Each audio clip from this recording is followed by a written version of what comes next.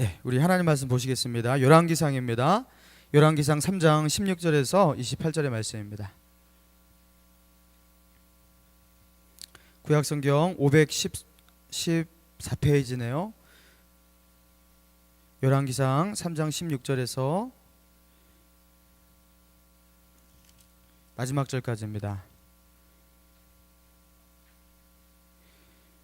교독하겠습니다. 그때에 창기 두 여자가 왕에게 와서 그 앞에 서며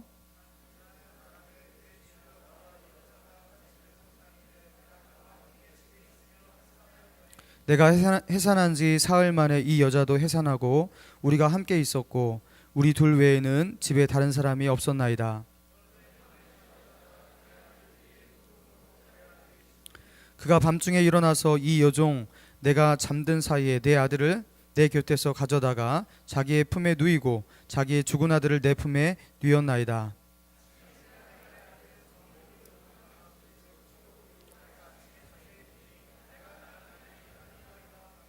다른 여자가 이르되 아니라 산 것은 내 아들이요 죽은 것은 내 아들이라 하고 이 여자는 이르되 아니라 죽은 것은 내 아들이요 산 것이 내 아들이라 하며 왕 앞에서 그와 같이 쟁론하는지라.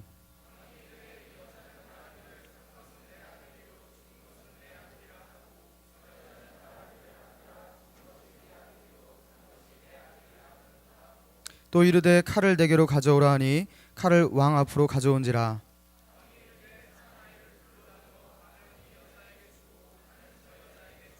그 산 아들의 어머니 되는 여자가 그 아들을 위하여 마음이 불붙는 것 같아서 왕께 하라여 청하건대 내 주여 산 아이를 그에게 주시고 아무쪼록 죽이지 마옵소서 하되 다른 여자는 말하기를 내 것도 되게 말고 내 것도 되게 말고 나누게 하라 하는지라.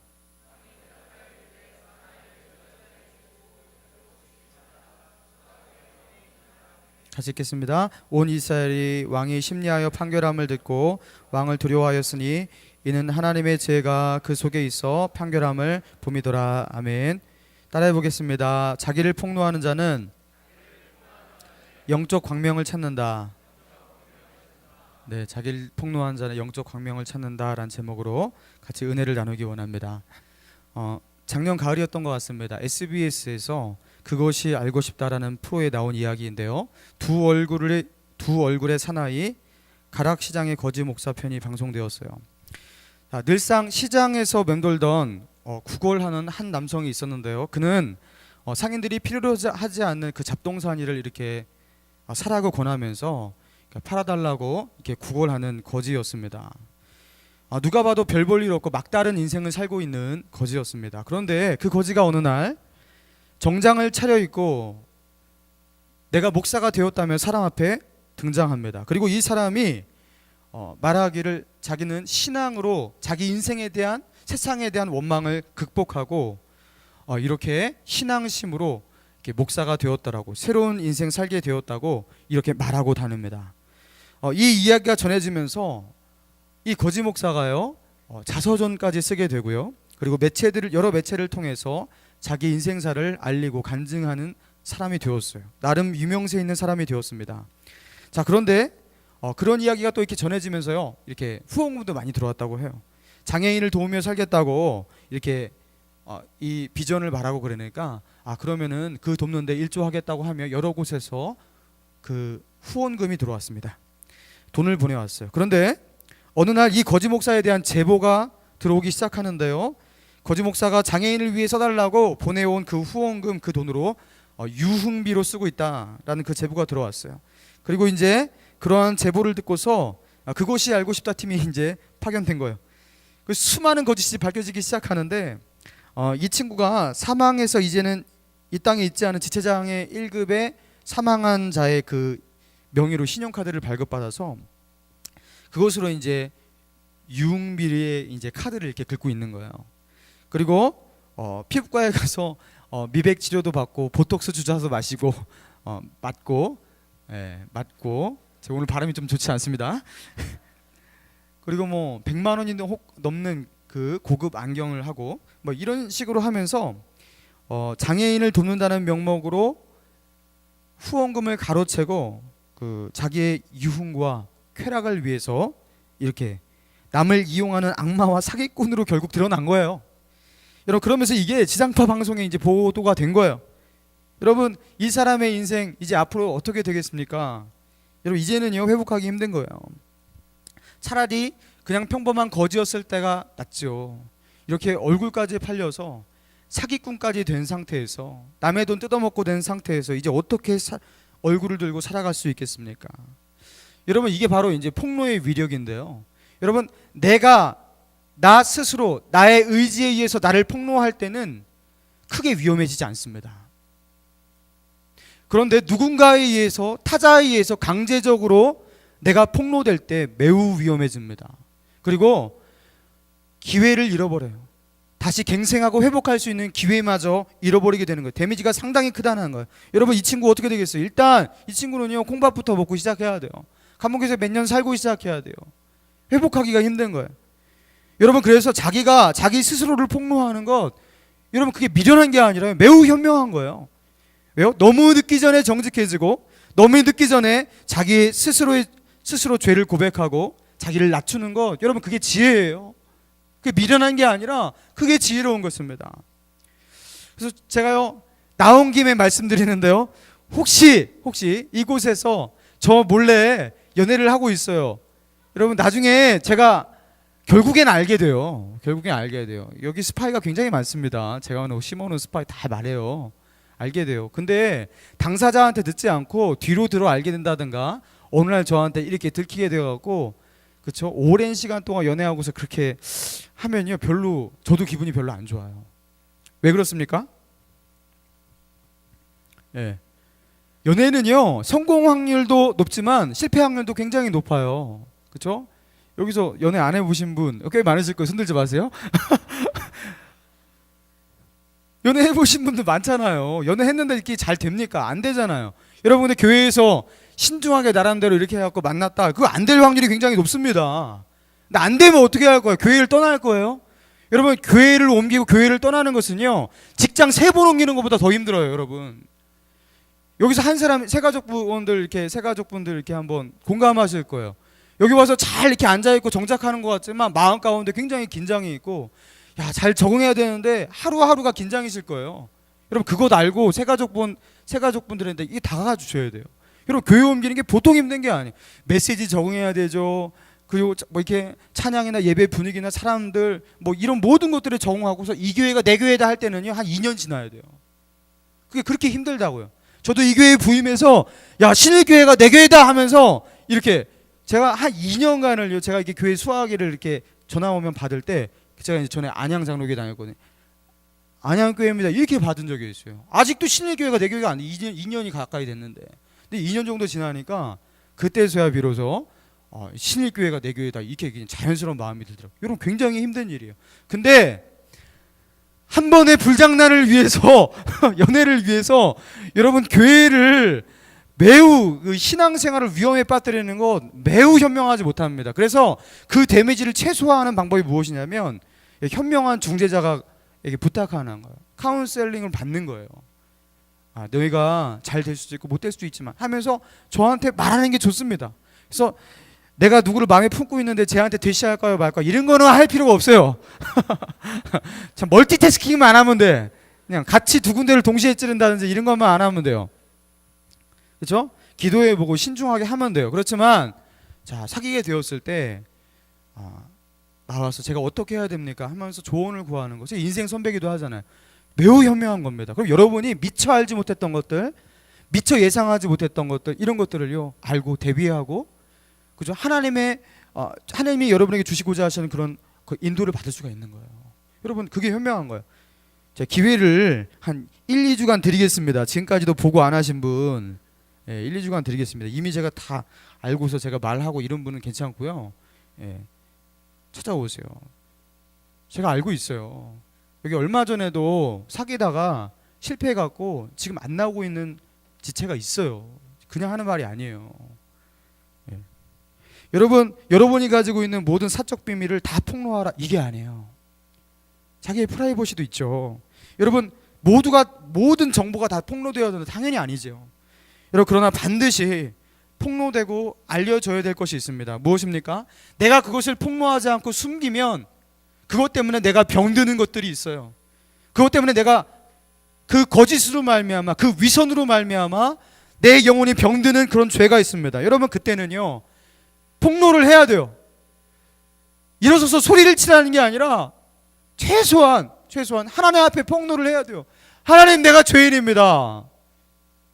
그리고 더 용기를 낸다면요, 이제 교역자에게 찾아와서 말하는 거예요. 조금 더 용기를 내다면 리더에게 나가서 말하는 거예요. 신앙의 선배에게 가서 말하는 거예요. 여러분, 이게요 현명하고 옳은 길이라는 것이. 여러분, 오늘 본문은 자신을 폭로하지 않고 결국에 강제적으로 폭로당하는 한 여인에 대해서 나옵니다. 솔로몬의 그 지혜로운 재판에 대한 이야기인데요, 솔로몬의 이 재판에 대한 이 이야기를 읽을 때 우리는요 딱 한 가지 스펙트럼으로 이걸 바라봅니다. 야, 솔로몬의 지혜가 이렇게 대단해? 라는 그것 한 가지만 봤어요. 여러분, 이미 여러분 그거 많이 들었기 때문에 다른 시각으로 본 거예요. 여기에는 두 명의 여인이 싸우고 그 중에서 한 명의 여인은 자기의 죄를 숨기고 그리고 가리고 폭로하지 않고 끝까지 드디어 이제 솔로몬에게 폭로되어지는 그런 죄를 가진 한 여인이 나옵니다.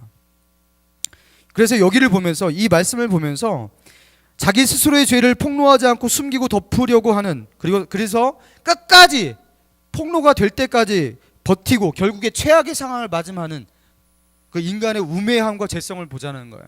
여러분, 먼저 이 다툼을 일어난 이 당사자들의 직업이 뭐였습니까? 두 명의 당사자의 직업이 뭐였어요? 창기라고 나옵니다. 여러분, 창기가 뭔지 아시죠? 예, 성을 파는 여인들이에요. 근데 이 여인들이 한 집에 같이 살았어요. 거기가 이제 영업 장소였던 것 같아요. 그런데 3일 간격으로 아이를 낳았습니다. 애 아빠는 누군지 몰라요. 직업상 이제 애 아빠를 알 수가 없는 거예요, 그죠? 그런데 이 애 아빠도 없이 그곳에서 산파도 없이 그냥 자기의 힘으로 그냥 이렇게 낳았던 것 같아요. 그러니까 아기를 낳고서 이 아기의 엄마가 누구인지 이것을요 제3자가 증명해 줄 길이 없는 상태인 거예요. 자, 그러면서 이제 사건의 결말을 우리가 살펴봅시다. 자, 18절부터 쭉 한번 읽어볼까요? 시작. 내가 해산한 지 사흘 만에 이 여자도 해산하고 우리와 함께 있었고 우리 둘 외에는 집에 다른 사람이 없었나이다. 다른 사람이 없었대요. 증인이 없는 거예요. 그러니까 문제가 되는 거예요. 여러분, 우리가 죄를 언제 짓습니까? 증인이 없어 보이고 목격자가 없을 때 죄를 짓죠. 그래서 골방에서, 은밀한 곳에서 죄가 많이 일어납니다. 목격자가 없으니까. 자, 그리고 19절 읽겠습니다. 시작. 그런데 밤에 저 여자가 그의 아들 위에 누움으로 그의 아들이 죽으니 그가 밤중에 일어나서 이 여종이 내가 잠든 사이에 내 아들을 내 곁에서 가져다가 자기 품에 누이고 자기의 죽은 아들을 내 품에 누였나이다. 21절 시작. 아침에 내가 내 아들을 젖먹이려고 일어나 본즉 죽었기로 내가 아침에 자세히 보니 자, 이 사건이 왜 이렇게 복잡해졌는지 알게 만드는 상황이에요. 아무도 없었어요. 증인이 없어요. 자, 그리고 한 여자가 어떻게 했냐면요, 자다가 어떻게 하냐면 갓난아기를 이제 젖먹이려고 보통 이렇게 자기 옆에 누이잖아요. 자매가 뒤척거린 거예요. 엎치락 뒤치락 우리 잠결에 그렇게 하지 않습니까? 근데 아이 위에 엎어져 버린 거예요, 이 엄마가. 그러니까 아이가 질식사한 거예요. 엄마한테 깔려갖고. 그러니까 이거는요 고의적 살인이 아닙니다. 비고의적, 엄마의 부주의로 난 비고의적 살인입니다. 자, 그런데 문제가 무엇이냐면 그거를 말하기 전에 이 엄마가 옆으로 엎치락 뒤치락 하면서 이제 이 아이를 깔아뭉개서 질식사시킨 거 아니에요. 여러분, 이게요 이 엄마의 정신 상태가 어떤지를 이제 보여주는 거예요. 여러분, 엄마들이, 아기를 낳은 사람이 없으니까 잘 모르시는데, 엄마들이 아기를 낳고 갓난아기에게 젖을 먹이기 위해서 보통 자기 옆에 바로 이렇게 재워요. 근데 엄마가 보통 이렇게 뒤척거리면서 옆에 바로 재우니까 아이를 이렇게 깔아뭉갠다든가 질식하게 만든다든가 이런 일이 자주 일어날 것 같지만, 여러분 본 적 있습니까? 거의 없어요. 그런 일은요 흔하게 일어나는 일이 아닙니다. 왜 그런지 아세요? 자, 엄마가 보통 갓난아기를 자기 옆에 이렇게 재울 때요, 이 엄마는 자기가 한 번만 몸 잘못 눌리면 이 아이는 숨막혀 죽는다는 것을 알아요. 직감적으로 자면서도 이 아이를 생각하기 때문에 긴장하고서 잡니다. 그래서 뻣뻣하게 자는 거예요. 그래서 애기 엄마들이 아기를 키우면서 10시간을 자도 피곤한 이유가 무엇이냐면요, 키우신 분들도 다 알아요. 10시간을 자도 피곤해요. 왜 그래요? 2시간마다 자면 얘가 이제 젖달라고 깨우고 막 이러거든요. 그리고 잘 때도요, 이 아이를 잘못하면 이렇게 손 이런 것들을 이렇게 잘못하면 이렇게 짓눌릴까, 자기가 이렇게 얘를 막지 않을까, 이런 걱정 때문에 몸을 움직이지 못하고 자요. 그래서 그런 긴장 때문에 산모들이 그 아기를 낳고 아기를 돌보면서 그렇게 피곤해하는 거예요, 자매들. 근데 이 엄마가 지금 어떻게 한 거예요? 이 엄마는 아기를 낳은 지 얼마 되지 않은 이 엄마인데 갓난아기를 자기 옆에 두고 그냥 깔아뭉갰다. 이거는요, 이 엄마로서의 정신 상태가 정말로 루즈한 상태예요. 여러분, 이런 일은 거의 일어나지 않습니다.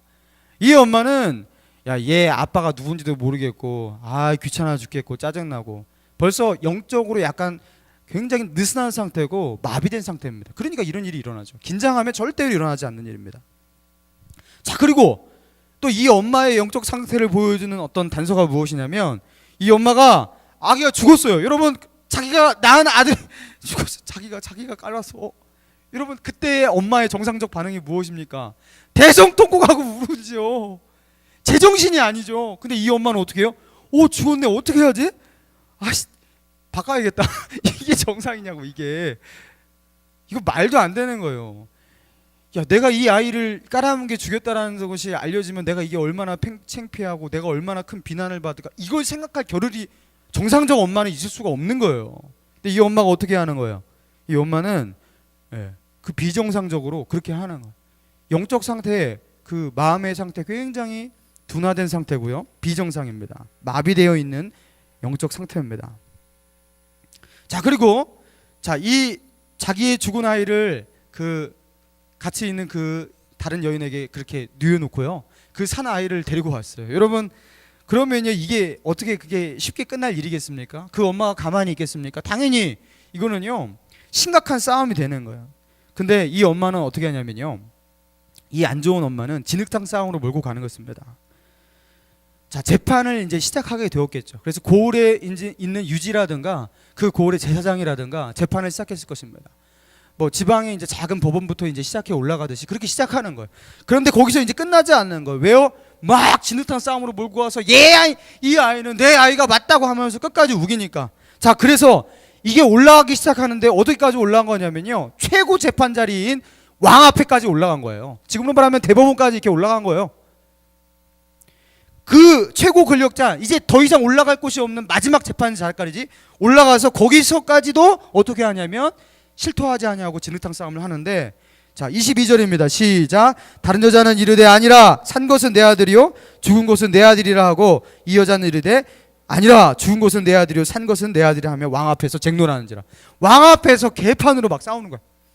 막 진흙탕 같이 막 그 싸우면요, 이게 누가 잘못인지 잘 모르잖아요, 그죠? 그래서 거짓된 사람은요, 항상 어떻게 하냐면 진흙탕 싸움으로 몰고 가면서 연막 작전을 피는 거예요. 이게 죄인이 인간의 특성입니다. 그래서 저 사람도 잘못이 있는 것 같잖아, 나도 있는 것 같고 하면서 우열을 가리지 못하게 만드는 거예요. 여러분, 이게 이런 사람의 특성인 것이죠. 자, 그런데 결과는 어떻게 되었습니까? 솔로몬 왕의 지혜의 왕인 솔로몬 왕, 하나님의 지혜를 받은 솔로몬 왕의 심리 전에 걸려 들어가고 결국에는요, 발각이 되었어요. 그 어떻게 발각되었는지 여러분 읽어주지 않아도 여러분 다 아시기 때문에 그냥 넘어가겠습니다. 자, 그런데 자, 이렇게 이 여자의 잘못이 폭로되었는데 여러분, 이 여자가 과연 목숨을 부지할 수 있었을까요? 그 시대의 정황과 상황들을 염두에 두면서 여러분 생각해 보십시오. 왕의 자리까지 가서 왕에게 거짓 증언을 하고, 그쵸? 왕의 재판 자리까지 올라가서 거기서 난리를 치고 싸웠던 이 여자, 여러분 살 수 있었을까요? 자, 이 여자는요, 제가 보기엔 100% 그냥 죽었습니다. 왕 앞에서도 거짓말을 했으니까요. 여러분, 이 솔로몬의 재판을 통해서 우리가 주목해야 될 것, 단순히 야, 솔로몬은 위대한 지혜의 왕이었구나, 하나님은 지혜를 주실 수 있구나, 단순히 이것만이 아닌 것 같아요. 여러분, 하나님의 지혜를 가지고, 그렇죠? 하나님의 대리인인 솔로몬이었어요. 그렇죠? 하나님 나라의 대리로 서 있는 그 이스라엘 나라였어요. 여러분, 우리의 인생이 우리가 사는 이 땅에서의 삶 가운데 마지막 가운데서 하나님 앞에서 하나님의 지혜 속에서 절대로 변명할 수 없고 절대로 숨길 수 없는 마지막 모든 것이 폭로되는 시간이 있을 것, 여러분 이것을 예표하고 있는 것 아니겠습니까?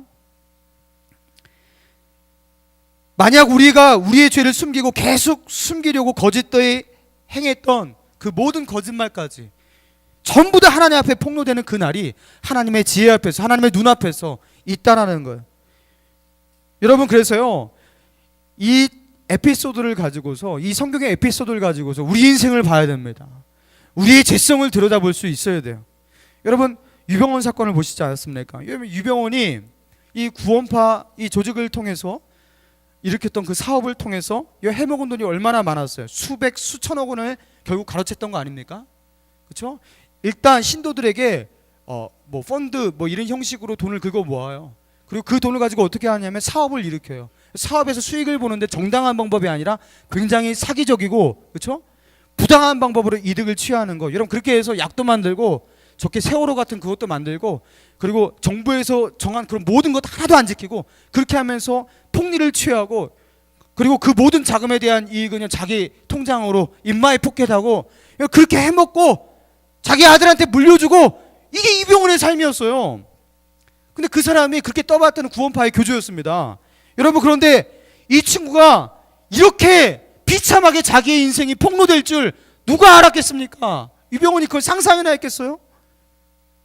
죽을 때 이렇게 처참하게 낱낱이 모조리 자기의 시체까지 다 파헤쳐질 줄 어떻게 알았겠어요? 여러분, 폭로가 늦어지면 늦어질수록 이렇게 비참해지는 거예요. 여러분, 하나님 앞에서 숨기고 또 숨기고 위선적이고 외식적인 삶을 살아갈 때 여러분 더 비참하게 됩니다. 더 비참한 미래를 준비하고 있는 것이에요. 사랑하는 여러분, 우리는 죄를 안 지을 수가 없어요. 그리고 우리는 거짓이 없을 수는 없습니다. 그러나 우리가 명심하자는 거죠. 우리가 죄를 죄로 알게 되었을 때, 그리고 자기에게 거짓이 있음을 알게 되었을 때 더 이상 아닌 척 하지 말라는 거예요. 자기는 괜찮은 척. 여러분, 이것만큼 위험한 일이 없다는 것입니다. 여러분, 자기가 스스로 하나님 말씀 앞에서 자기를 폭로하는 것, 여러분, 이거는요 가장 큰 지혜고요, 하나님이 기뻐하시는 용기인 것입니다.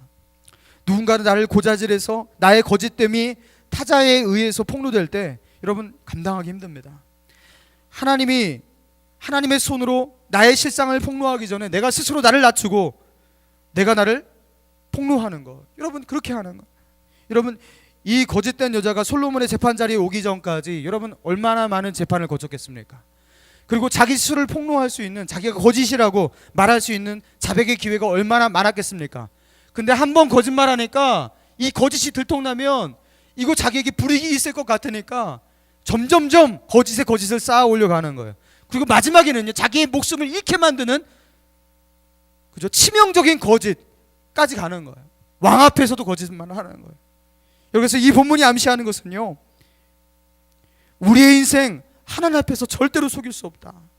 그리고 속일 수 있다고 하는 것은, 하나님의 지혜와 그 눈앞에서 나를 속일 수 있다는 것은 우리의 순전한 착각이다라는 것. 잘 숨기고 살면 행복한 것이 아니라 잘 숨기는 그것 때문에 결국 우리는 비참하게 된다. 여러분, 그것을요 암시하고 있는 본문인 것이에요. 여러분, 예수님께서 그래서 우리에게 이렇게 말씀하셨습니다. 마태복음 12장 2절이죠. 감추인 것은 드러나지 않을 것이 없고 숨긴 것은 알려지지 않을 것이 없나니. 여러분, 감추인 것은 드러나지 않을 것이 없대요. 그리고 숨긴 것은 알려지지 않을 것이 없대요. 여러분, 아무것도 감출 것이 없고 아무것도 숨길 수 있는 것이 없다고 주님은 말씀하셨어요. 우리의 죄악을 결국에는요 만인 앞에서 폭로하시고 드러나게 하실 분이 하나님이셔요. 그래서요 가장 현명한 것은 무엇입니까? 스스로 알아서 겸손하게 자기를 폭로하는 것. 하나님, 저는 죄인입니다. 하나님께서 나를 미련한 자라고 강팍하고 회개하지 않는, 그리고 하나님께서 기회를 주시잖아요. 회개할 기회를 주시잖아요. 내가 창조주고 너희는 피조물이고 너희는 죄인이고 나 없이는 너는 절대로 행복해질 수 없고 이 땅을 살아갈 수 없는 연약한 자임. 하나님이 자꾸 말씀하시잖아요. 근데 우리가 뭐라고 합니까? 나 괜찮은데요? 뭐 하나님 없어도 해피해질 수 있는데요? 여러분, 이게 다 거짓입니다. 근데 그 거짓을요 폭로할 수 있는, 알지도 못하면서, 그죠? 자기의 인생의 종말만 생각해봐도 이 세상은 허무해서 살 수가 없어요. 그래서 철학자들은요 그 그 철학자들의 특징이 그거예요. 철학자들은 절대로 낙관주의자가 없어요. 생각을 깊이 하고 이 땅을 살아가는 인생의 의미에 대해서 깊이 탐구해 보면요, 비관주의자가 될 수밖에 없는 게 이 세상이에요. 왜요? 죽으면 뭐 어쩔 건데요? 이 땅에 쌓아올린 모든 것들에 대해서 뭐 기억이 되나요? 뭐 그걸 가지고 갈 수 있나요? 없어지는 것, 되게 허무한 것입니다. 가만히 생각해 보면요, 허무에 쌓일 수밖에 없는 세상이에요. 근데 뭐가 잘났다고 괜찮은데요? 스스로를 속이고 있는 거예요. 하나님이 기회 주실 때 겸손하게 고백해야 되는 거예요. 여러분, 제가 아는 어떤 부부의 이야기를 해드릴게요.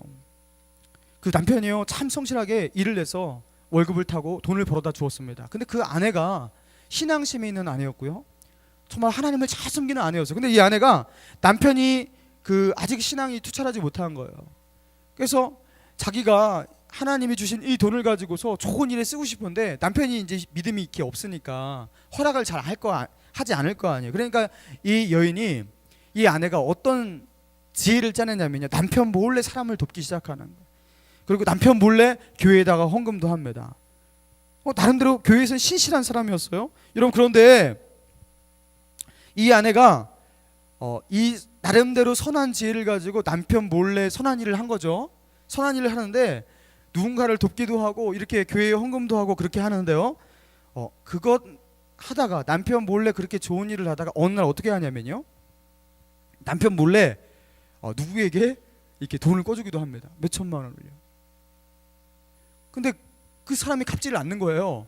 그래갖고 그 돈을 메꾸려고 어떻게 하냐면요, 펀드에 손을 댑니다. 남편 몰래. 근데 그것도 날려먹었어요. 그래서 이거 돈을 메꾸기 위해서 어떻게 해야 돼요? 부동산 투자를 합니다. 남편 몰래. 근데 집값이 폭락했어요. 그래서 그 돈이 이제 억대가 된 거죠. 그것을 메꾸기 위해서 이제 어떻게 하냐면요, 은행, 카드, 사채까지 갑니다. 남편 몰래. 처음엔요, 남편 몰래 선한 일을 하기 때문에 다 정당하다고 생각했어요. 좋은 일을 하는 거니까. 근데 여러분, 선한 것도요, 남편이 벌어다 주는 돈을 가지고 그의 허락 없이 남편 몰래 헌금하고 남편 몰래 누군가를 돕고, 여러분, 하나님 그거 기뻐하지 않으세요? 투명해야죠. 정직해야죠. 여러분, 결국 남편 몰래 이렇게 하다가요, 어떻게 되었냐면 사채 회사에서 독촉장을 집으로 보내오는 독촉장 편지와 독촉 전화 앞에서 모든 것이 폭로됩니다. 결국엔 몰래가 안 되는 거예요. 혹독한 시련이 다가왔어요. 제가 이런 이야기를 듣고서 그런 생각을 했습니다. 조금만 더 빨리, 자기가 잘못했잖아요, 더 빨리 그것을 남편에게 말했더라면 좀 혼날 수 있죠. 남편에게 무시를 당할 수 있죠.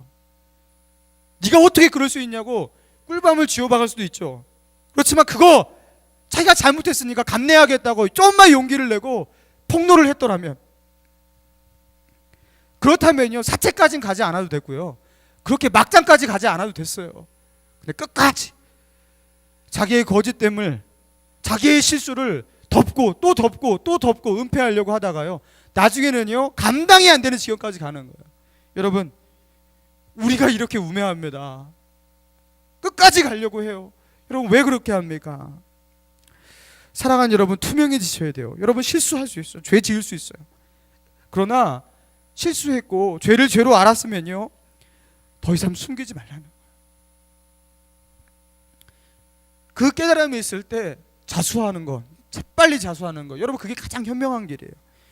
그리고 자기를 폭로해서 광명을 찾으라는 거예요. 여러분, 영적인 것도 그렇습니다. 여러분, 누가 영적으로 성장하느냐? 죄에 안 짓는 사람이 죄에 안 짓는 사람이 어디 있어요? 거짓이 없는 사람이 어디 있겠어요? 여러분, 그런 사람이 없습니다. 죄 짓고 거짓이 있죠. 그러나 용감하게 자기를 고백하고 자기의 죄를 고백하고 회개할 수 있는 겸손한 사람. 다윗처럼 선지자 나단이 와서 네가 우리아를 죽이고 남의 남편의 여자를 갈취한 아주 못된 놈이다, 선지자가 말할 때 왕이면 왕의 권력으로 어떻게 할 수, 입막음할 수 있잖아요. 그런데 다윗이 어떻게 합니까? 내가 죄인입니다 하면서 그날부터 자기의 눈물로 침상을 적시잖아요. 그리고 모든 신하들 앞에서 그냥 고개를 숙이잖아요. 왕은요, 그렇게 하지 않아도 됐어요. 그 선지자 하나 그냥 입막음하면 되는 거예요. 여러분, 그러나 그 폭로 앞에서요 그냥 철저히 낮아지는 것. 여러분, 그러니까 다윗이 다윗 된 거예요. 수년 전에 유명한 어떤 목사님의 성추문 사건이 있었어요. 여러분, 이 사건을 통해서 많은 사람들이 상처받고 큰 실망을 했었습니다. 그 목사님이 누구냐 알 필요가 없어요. 근데 이 목사님 때문에 상처를 더 크게 받은 게 무엇이냐면, 알려질 대로 알려졌는데 이 목사님은요 이실 짓고 고백하며 겸손해지질 않는 거예요. 조금만 들춰내도요 그냥 모든 것이 드러나는 상황인데도 끝까지 그것을 덮으려고 하는 거예요.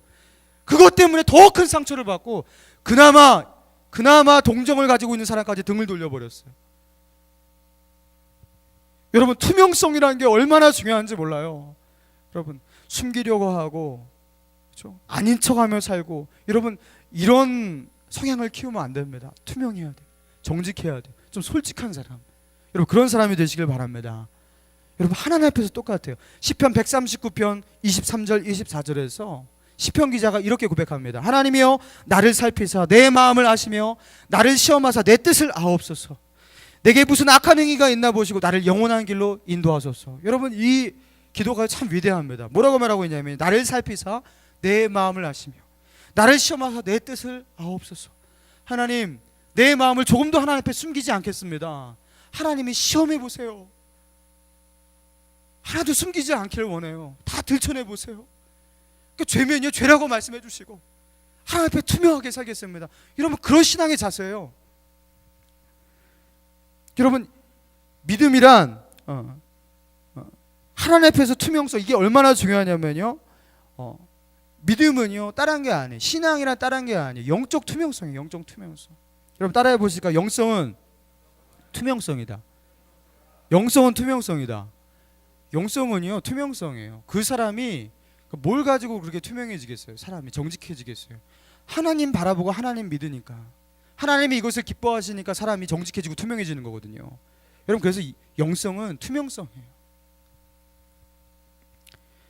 투명하지 않은 신앙은요 거짓된 신앙이에요.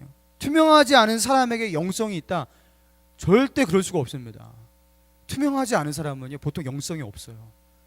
그 사람은 다른 사람을 예수님께로 인도할 수 있는 호소력이 없어요. 영성이 없기 때문에. 여러분, 투명성이 영성이에요. 여러분, 싱크홀이라고 여러분 아십니까? 얼마 전에 지난 28일 날 인천 영종도에서 도로가 6m 깊이로 확 내려앉았대요. 6m 굉장히 크잖아요. 그러면서 아스팔트에 큰 구멍이 뚫리고 신호등이 쓰러지고 그런 일이 일어났대요. 그리고 그 이전에도 한 일주일 전쯤인가 경기도의 한 아파트의 인도가 2m가량 확 주저앉았대요. 구멍이 확 뚫리는 거예요. 여러분, 이게 싱크홀이거든요. 싱크홀. 자, 그리고 2012년에 인천 지하철 공사 현장에는요 엄청난 싱크홀이 생겼는데 27m 깊이 싱크홀이 생겼어요. 굉장히 위험해요. 떨어지면 죽죠. 여러분, 우리나라 도시의 이 바닥에서 막 싱크홀이 갑자기 이렇게 생기는, 조심하세요. 걸어가다가 그냥 생길 수가 있어요. 작게는 수십 미터, 많게는요 수백 미터 싱크홀 막 이런 것들이 생기는 거예요. 근데 보통 도시에서 일어나는 이 싱크홀이 왜 이렇게 생기냐? 도시에서는 일어나는 싱크홀은요 보통 상하수도, 낡은 상하수도관에 그 뚫린 그 구멍으로 그 수도가 막 흐르잖아요. 그 수도가 몇 년 흐르기 시작하면요 거기에 이제 구멍이 생긴대요. 그러면서 집안이 내려앉는 거예요. 그런데 전 세계적으로 도시가 아닌 지역에도요 거대 싱크홀이 있는데 세계에서 가장 깊은 싱크홀 멕시코에 있대요. 싱크홀 멕시코에 지름이 50m 그리고 깊이가 376m. 그냥 푹 파진 거예요, 그냥 어느 날. 그러면서 막 거기에 호수가 생기기도 하고 이런 게 싱크홀입니다. 그런데 이렇게 도시가 아닌 지역에 갑자기 일어나는 이 싱크홀, 이런 것들이 왜 지구에 자꾸 생길까? 그런 거에 대해서 이제 조사를 하겠죠. 근데 전문가들이 말하기를 왜 싱크홀이 생기냐? 지하수의 고갈이 원인이다. 이런 진단이 나왔어요. 여러분, 땅 밑을 깊이, 작게는 이렇게 수십 미터 그리고 많게는 수백 미터 이 깊이에 뭐가 흐르고 있냐면요 지하수가 어마어마하게 흐르고 있다고 합니다. 그런데 이 지하수가 흐르면서 이 지하수의 역할이 단순히 그냥 밑에 물이 흐르고 마는 그런 정도가 아니라 이 지하수가 그 위로 그 땅이 있잖아요. 집안이 있잖아요. 그 집안이 수천 톤이 될 거 아니에요. 그 수천 톤의 그 압력을요 이 지하수라는 이 물이 받치고 있대요. 그 압력을 받치고 있는 거래요. 그런데 지하수가 고갈되고 지하수가 없어지고 빠져나가기 시작하면서 지하수가 흐르고 있던, 지하수가 차지하고 있던 그 공간이 텅 빈 공간이 되는 거예요. 그리고 위로는요, 집안의 압력이 수천 톤 막 이렇게 막 내리 누르고 있잖아요. 그러니까 그 텅 빈 공간에 버티지 못하고 확 내려앉아서 싱크홀이 생긴다고 합니다. 여러분, 이 싱크홀 사건을 보면서 저는 그런 생각을 해요. 여러분, 우리에게도 이 영적인 싱크홀이 있지 않냐는 거예요. 우리의 영혼 가운데 하나님께서 생수를 주셔요. 하나님의 은혜라고 해요. 하나님의 은혜가 우리 마음 가운데 생수가 됩니다. 하나님의 말씀이 우리 가운데 생수가 되어서 우리 마음을 흐르고 있다고요. 그래서 이 하나님의 생수가, 하나님의 은혜가 우리 마음 가운데 이렇게 흐르고 있을 때는요, 이게 얼마나 중요한지를 잘 몰라요. 그냥 뭐 흐르나 보다 하면서 그냥 사는 거예요. 그런데 어느 날 이 하나님의 은혜가 고갈되어서 말라서 더 이상 흐르지 않고, 그죠? 그 은혜가 고갈됐을 때 텅 비게 되는데, 그때 어떤 일이 일어나냐면 우리의 영혼이 확 주저앉아요. 우리 인생이 확 주저앉아요. 갑자기 어느 순간 주저앉아요. 있을 때 그게 어떤 역할을 하는지 잘 모르죠. 하나님의 은혜가 나의 삶 가운데 어떤 은혜였는지, 어떤 역할을 했는지, 내 삶을 어떻게 떠받치고 있는지 잘 모르죠. 근데 은혜가 없어지면요, 확 주저앉아서 알게 되는 것입니다. 여러분, 그래서요, 담배 피고 술 마시고 취하고 사고치고 뭐 이런 게 문제가 아니에요. 이것보다 더 큰 문제가 무엇인지 아십니까? 자기도 모르게 은혜가 말라가는 게 훨씬 위험해요. 예배를 드리는데 오늘 은혜를 못 받았어요. 그리고 한 주를 건넜대요. 다음 주에도 은혜를 못 받았어요. 그 다음 주에도 은혜를 못 받았어요. 예배에 감격이 없어요. 기도해도 하나님을 만나지 못해요. 이게 반복되면 어느 날 팍 주저앉습니다. 천천히 주저앉는 게 아니라 팍 주저앉는 거예요. 그때서 알죠. 그리고 그걸 복구하는 게 얼마나 힘든지. 사랑하는 청년 여러분, 하나님의 은혜가 고갈되면 안 돼요. 그 은혜가 없어지고 나서야 하나님, 내가 이게 얼마나 중요한지 이제야 알았습니다. 그렇게 하면 안 돼요. 내 마음 가운데, 내 마음 깊이 가운데 하나님의 말씀이 흐르고 하나님의 은혜가 흘러야 돼요. 죽었다 깨어나도 예배 왔으면요, 은혜를 받고 나가야 돼요. 예배에 감격 없이 그냥 나가면 안 돼요. 하나님의 은혜가 내 마음 가운데 가득가득 채워야 돼요. 이 하나님의 은혜가 내 마음 가운데 마르지 않기 위해서 우리에게 투명한 것이 필요합니다. 예수님은 마태복음 5장에서 말씀하셨어요. 마음이 청결한 자는 하나님을 볼 것이며. 뭘 말하는 것입니까? 투명한 사람은, 하나님 앞에서 정직하고 투명한 사람은 하나님을 보게 된대요. 하나님을 만나게 된대요. 여러분, 하나님의 은혜가 막혀있는 사람, 여러분, 하나님과 거짓되이 하나님께 숨기고, 그렇죠? 자기의 거짓됨을 폭로하지 아니하고 고집피고, 여러분, 이런 사람들이 많습니다. 사랑하는 청년 여러분, 자기를 폭로하지 않으면 하나님의 은혜를 회복할 수 없어요. 용기를 내세요. 하나님에게 말씀하셔야 돼요. 하나님, 내가 이런 썩어 빠질 죄인입니다. 나는 교만한 사람입니다. 나는 음란한 사람입니다. 하나님께 폭로하셔야 돼요. 그리고 좀 더 용기를 낼 수 있으면요, 교육자를 찾아오시는 거예요. 목사님, 전도사님 찾아오는 거예요. 그 좀 더 용기를 낼 수 있으면요, 지체들에게 말하면서 나를 위해 기도하려고 말하는 거예요. 그래야지 그 영혼이 회복되는 거예요. 제가 시골에 살았을 적에 이렇게 독이 있었고 이렇게 항아리들이 참 많았습니다. 제가 거기서 이렇게 돌을 집어던지면서 놀다가 어느 날 거기서 가장 큰 대빵만한 항아리를 깼어요. 아버지에게 혼날 생각을 하니까 너무 두려운 나머지 제가 어떻게 했냐면요, 그 어린 시절이니까 그렇게 나이브하게 생각했겠죠. 이걸 숨기자, 아버지가 모를 거야 하면서 그 항아리 조각을 하나하나 주워갖고요, 아버지가 볼 수 없는 곳으로 옮겨놨어요. 그래서 이제 그렇게 모르겠지, 들키지 않을 거야 하면서 그렇게 완전 범죄를 저질렀습니다. 너무 불안한 거예요. 그때부터 꿈을 꾸기 시작하는데 맨날 아버지한테 항아리 깬 거 걸려갖고 두드려 맞는 꿈을 깨다가 꿈을 꾸다가 깨는 거예요. 그래서 식은땀이 흐르고 아버지를 보면 이제 눈을 마주칠 수가 없고 그렇게 살았습니다. 그러다가 도저히 이렇게는 못 살겠다. 이거 완전 지옥이더라고요, 삶이. 이러다가 뭐 이거는 살 수가 없겠더라고요. 그래서 이거 말해야겠다. 그래서 어느 날 용기 내서 아버지에게 말했습니다. 아버지, 그때 아빠라고 그랬죠. 아빠, 제가 그때 그 항아리를 깼어요. 잘못했어요. 딱 이렇게 말을 했어요. 그랬더만 아버지가 딱 한마디 하셨어요. 그게 얼마짜리인데 깼니? 그리고 추가적으로 한마디 더 붙였어요. 내가 모를 줄 알았냐? 당연히 알죠. 제가 언제 말할지 그걸 기다렸대요. 이놈의 새끼 하면서 웃으시면서. 제가 그 한마디 듣고 눈시울이 뜨거워졌습니다. 지옥같이 살았고요. 제가 며칠 동안 정말 지옥같이 살았는데, 야, 이거를 이렇게 고백하면 될 거를 여기서 그 고백을 하고서 용서를 받고서, 그리고 아버지가 또 아무 소리 안 하시는 이것 때문에 막 눈시울이 뜨거워지면서 제 마음 가운데, 아버지 다시는 내가 이런 짓을 저지르지 않겠습니다, 그런 말을 했어요. 여러분, 이렇게 사건이 종료되었습니다. 여러분, 하나님은 우리에게 말씀하십니다. 그 지옥 같은 삶 가운데서 이제 나오라고. 사람 눈치 보고 하나님 눈치 보면서 그 지옥같이 자기를 포장하는 삶 가운데서 이제 나오라고 하나님 말씀하십니다. 사랑하는 여러분, 우리의 더러움과 우리의 치졸함과 우리의 모든 역겨움과 이 모든 죄악들은 예수 그리스도의 십자가 아래서 이미 다 폭로되었어요. 여러분, 예수 그리스도께서 그 거룩하신 분, 하나님의 아들, 창조주의 아들이 왜 그 의인이 십자가에 달려 죽으셔야만 합니까?